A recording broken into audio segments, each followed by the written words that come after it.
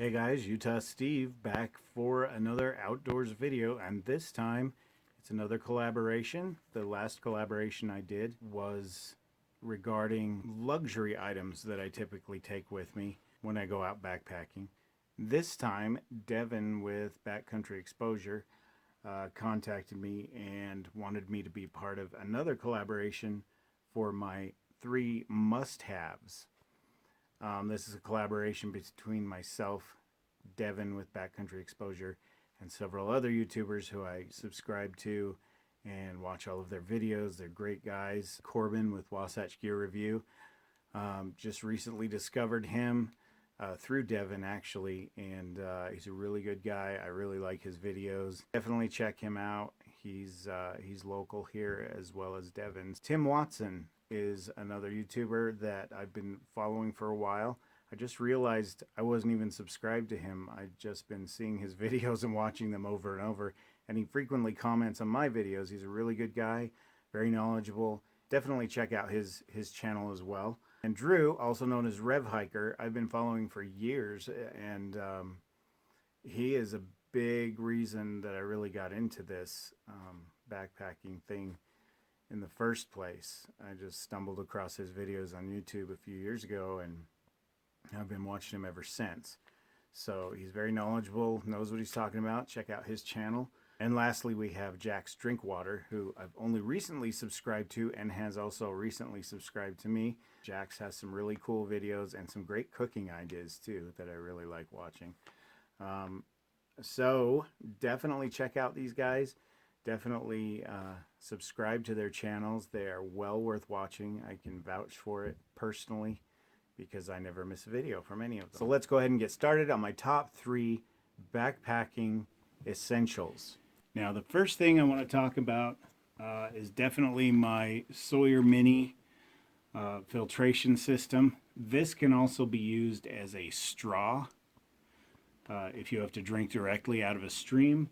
And you can also screw it onto a smart water bottle or various other water bottles for that matter.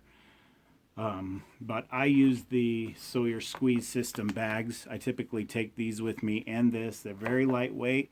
They don't take up much space in my pack. And here's the number one reason I keep this with me at all times. Wish I'd see a sign for Taylor's Canyon. I'd be pretty happy right about now. That's Ogden Canyon, isn't it? Am I getting lost? That looks a lot like Ogden Canyon. That doesn't look like what I want. Okay guys, I figured it out. The trail is not poorly marked. I just didn't notice this one important sign. I'm gonna cool off here for a minute. It took me about a half hour to get back to this point. And the temperature's going up, but luckily the sun is still behind the trees mostly. And as we go into the canyon, there will be more shade and water. I've been drinking a lot of water, so I know there's water up there, thank goodness. If I take it slow and just enjoy the ride. And the reason I stopped and checked was because of this. Here's the bridge. There's the river. As you can see, it's bone dry. It's normally not 100 degrees, but today it was. Now that was a series of clips from a hike I did to a place here in Utah called Malin's Peak. And I ran out of water on that trip completely because I got lost. It was a 100-degree day, as I stated in the clips. Now I thought that 2 liters of water would be plenty because I did not plan on getting lost, and I did not account for the high temperatures that day. Luckily, I had this with me. This is a life straw. You can get these for about 20 bucks on Amazon. I had this hanging around my neck during the hike. Saved my butt when I finally found a river, and I drank so much water through this thing, it's not even funny. This seriously saved my life, but it got me thinking, what can I bring with me that is better than just a life straw? And of course, this can be used as a life straw, but also you can use the bags to store even more water. And so I started using this and I've never looked back. So that is my number 1 essential item. mainly because of that experience where it was 100 degrees outside in the middle of summer and I ran out of water. Next up, I want to talk about my Osprey pack organizer. Now, this thing was given to me by my son for Christmas, I believe, last year. And I thought, okay, that's a pretty cool idea. I guess I'll give it a try. This has become absolutely essential for me, and here's why. It's not just about being organized. This is my hygiene kit. This is my fire kit, including Esbit cube, lighter, fire starter equipment, and a flint and steel. This is, you know, toothpaste, toothbrush, toilet paper, whatever I need in there for hygiene purposes.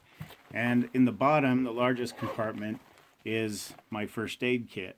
I've got medication, some rubber gloves, some moleskin, band-aids, alcohol, swabs, all kinds of stuff in there. So basically, before I go on a trip, I stock this really well and roll it up. It also has a hook, so you can just hang that from a tree. I roll it up, snap it together, and throw it in my pack. And everything, all of the essential, important items that I need are all in one place. Hang it from a tree, and I can easily get to whatever I need. It's a very cool item. Okay, so my third essential item. No, not all of these. This is a gas stove, and I've always used it with this stainless steel pot by Stanley. As you can tell, it's well used. Little learning experience I had with this on a recent trip. I'm still editing this video for upload, so here's a preview of my upcoming winter hammock camping trip I took. What actually happened is I brought gas with me, and I ended up leaving the gas out overnight while I slept comfortably and warm in my hammock. And what happened was, of course, in the morning it was frozen and it wouldn't work. So here's a clip of that and how I solved that problem. So we'll go ahead and see if the stove will fire up.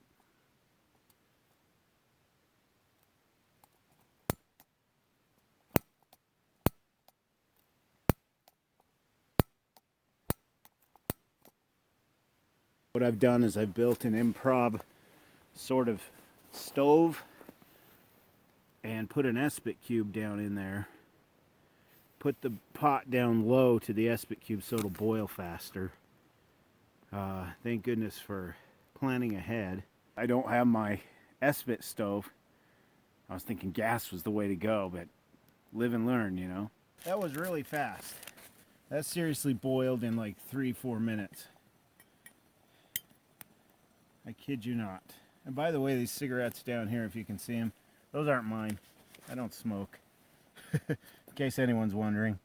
There we go. Okay, so as you can see, the Esbit cube saved my butt. You might be wondering why I don't use alcohol stoves. Here are a couple of alcohol stoves that I made out of aluminum cans. They work well. They work fine. You can pop them in. I have this little pot holder here. I don't know where it came from, but you just pop one in there. You set your cook pot on top. This one doesn't fit, but you set your cook pot on top and you're good to go. The problem with this, of course, is you need to bring alcohol with you. I also did a homemade cat food can version, which works really well as well. And as you can see, I've used these.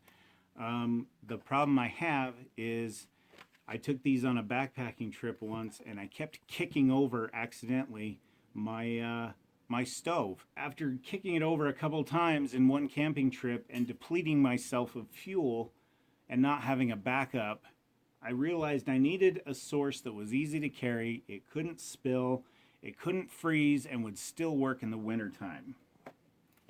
Enter my Esbit stove. This is my third and final essential in this collaboration. Now, this little thing has been a lifesaver, and not because of the stove itself as much, but as you saw in that video, The Esbit cubes worked just fine in the cold, and this is designed by the Esbit people. And I've used this a lot. I even have an Esbit cube in there right now. Basically, it holds the little cube down there in the bottom, right here. You light it, you set your cook pot on top, and you're good to go. Of course, it comes with a little lid, and I always keep a little scrubber in there, and usually a piece of foil as a windscreen. So this is it. This is my Esbit stove. Absolutely works under any conditions and has saved my butt on a few occasions. Namely, and more particularly, and this is always in my fire kit as well, the Esbit cubes themselves. And that's because it's a great way to start a fire as well if you need to. So good to have a bunch of these on hand either way. It doesn't matter if it's cold. It doesn't matter if you kick it over. It doesn't matter what you do. These things are going to work pretty dang well. And as you saw in that clip, pretty dang fast too. One guy even suggested I put a piece of aluminum can in here to raise it up so that the Esbit cube is actually closer to the pot and boils faster so that I save fuel. So there's an idea there. Anyway, that's it, guys. Those are my top three essential backpacking items. I want to thank Devin for inviting me to be a part of this collaboration.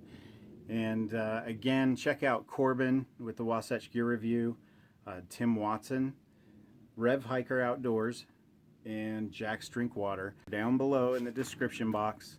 And thanks again for watching, guys. Share the love, like, comment, share, subscribe. Check out these other guys. Subscribe to their channels. They're great channels, I promise. And I will see you out on the trail.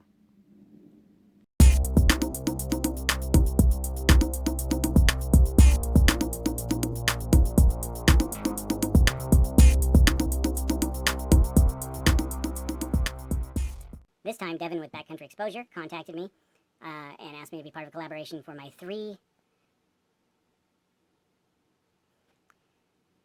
and asked me to be, okay.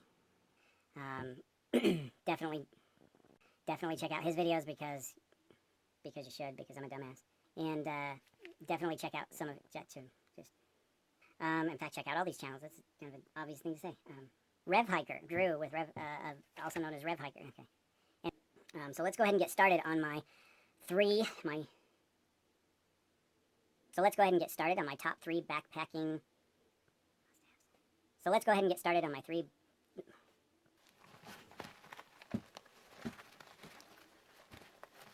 I want to thank Devin for allowing me to be a part of this collaboration or inviting me, allowing me.